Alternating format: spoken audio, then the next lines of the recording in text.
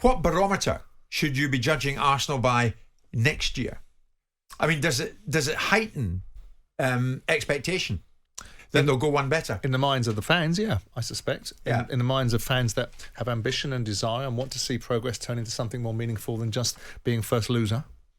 I think the biggest question is how much support Arteta will be given. This team isn't good enough to win the league. I've changed my mind a little bit in recent weeks that there would be a development opportunity that they'll be better for it next year. I don't think they'll win the league next year unless they make some significant changes. I think the coach and the coaching staff have got to look at themselves during a very key period of time, from Everton upwards to Southampton, West Ham, Liverpool, Brighton. Not the City games. Those games didn't lose you the league, the games in between them. So I now think that their opportunity's been missed. And I think we've got real jeopardy in this Premier League. I think we are in danger with Man City of a Bundesliga effect, because I think Bayern Munich have got the Bayern Munich effect dominating their league, which makes it an uncompetitive league and a not particularly interesting one. That's not Man City's fault. You haven't always said that. No, but I'm beginning to come around. Going with that. I'm beginning to come around to a different way of thinking. Why? Because City will be the first team to win it four times in a row. And I don't see anything stopping them. I think the only thing that's stopping them. 5 and 6 years. I don't think they'll stop next season either. I think the only thing that's going to stop them is, let's hope they win the treble, because it might take the edge off them a little bit.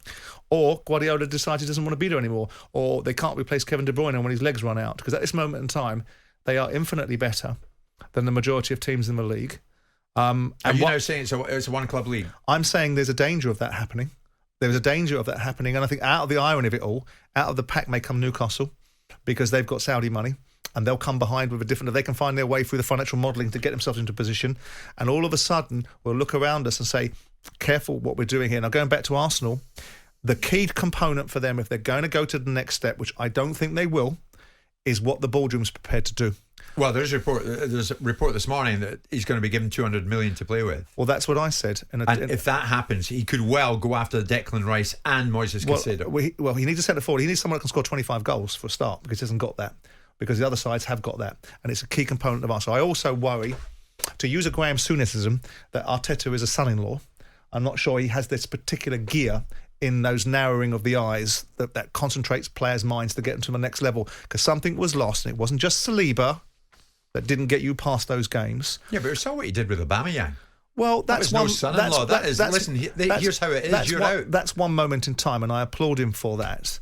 But we're now talking about that was a courage of your convictions moment. 15th time I've said that today. But that's that moment. But then you've got that moment when your team needs to do something different to be able to overcome the business end of the season. Arsenal's business end of the season was similar to their business end of the season last year for different reasons. Now, whatever you say and whatever we want to say, which is don't forget where they came from.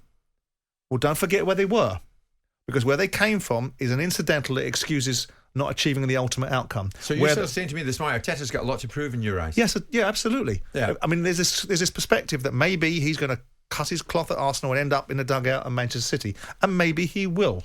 I don't know. But the question is Arsenal. First of all, well done for finishing second in the league. Not so well done for stealing defeat from the jaws of victory. The third part of the equation is, are they going to build on it? Is the next step to win the league? And I don't think it is. I want to throw something at you that might just take the smiles off the many Manchester City fans' faces who are tuned in this morning. I mean, they're about to become the first English team ever to win the title 4 times in a row, 5 times in 6. I mean, it's quite unprecedented what they are doing. But here's the thing, Simon, and nobody better than you to ask: are we right to go quiet on the 100 plus financial charges hanging over the club by the Premier League? No, but what is it that we need to say that we haven't already said? Is it still the elephant in the room? Well, it will always... Are Manchester City... Do I believe Manchester City are operating at a level now that's in keeping with the responsibilities and the rules that they're governed by? Yes, I do. And do I think they've been operating that way for some time? Yes, I do. Do I think they operated that way prior to 2018? No, I don't. And I think they've got to face these charges. Don't forget 115 charges. Some of them are duplicated. They're the same charge replicated 3 or 4 times over a series of seasons. Yeah, and they deny it anyway. Well, they would deny it because otherwise they'd be taking their punishment. And they deny it from the principle of, I believe, that their culture of their ownership doesn't believe it should be challenged. They believe they can do what they want, when they want, how they want, and how dare anyone tell them they can't do anything different. I believe that comes from the precursor of the enormous financial position that they're in and the culture of the people that are running their football club and the culture of the people that are running Newcastle. For everybody's sake, Sam, we need an outcome. I mean, this is a process that is so drawn out, there's no end in sight. But unfortunately, Jim, whether we like it or we don't, Manchester City aren't just going to roll over and let everyone tickle their belly. They're going to contest and they're going to protest and they're going to delay and procrastinate and push back and obviate and push back and any other obfuscate word that we can think of to try and find a mechanism to take the energy out of this situation, to take the lustre of people's motivations to get them consequenced. And the Premier League will do what they do. They've charged them. But we're not going to sit here and say any more than we've already said. Is it an elephant in the room? Yes, it is. Did Manchester City, in my view, alongside other football clubs, let's be fair to Man City. Before 2018. Let's be clear to Man City. This is just a matter of timing. This is no different to what Chelsea did. If we want to talk about financial doping, that expression was coined by Arsene Wenger about Chelsea. Right? So with that in mind, all we've seen is Jack Walker morph into Roman Abramovich, morph into Sheikh Mansour, that will eventually morph into Mohammed bin Salman, who owns Newcastle. So in other words, there is still no urgency, it would seem, on the part of the Premier League to bring this to some kind of a conclusion. It's still the elephant in the room. It's drawn out, there's no end in sight, and everybody's just got to go with that. But what urgency they cannot just make a decision-making process without Manchester City being involved legally. Of course. And so the problem is that the rules facilitate a situation where Man City can do what they've done historically, and which they threaten to do relentlessly, which is we'll take you into spaces and places where enormous amounts of money will tie you up for years. But going to the centre of what we're talking about, A, we're not going to take their titles away. That's not going to happen. Ever. No. Because B, they're not going to relegate Man City.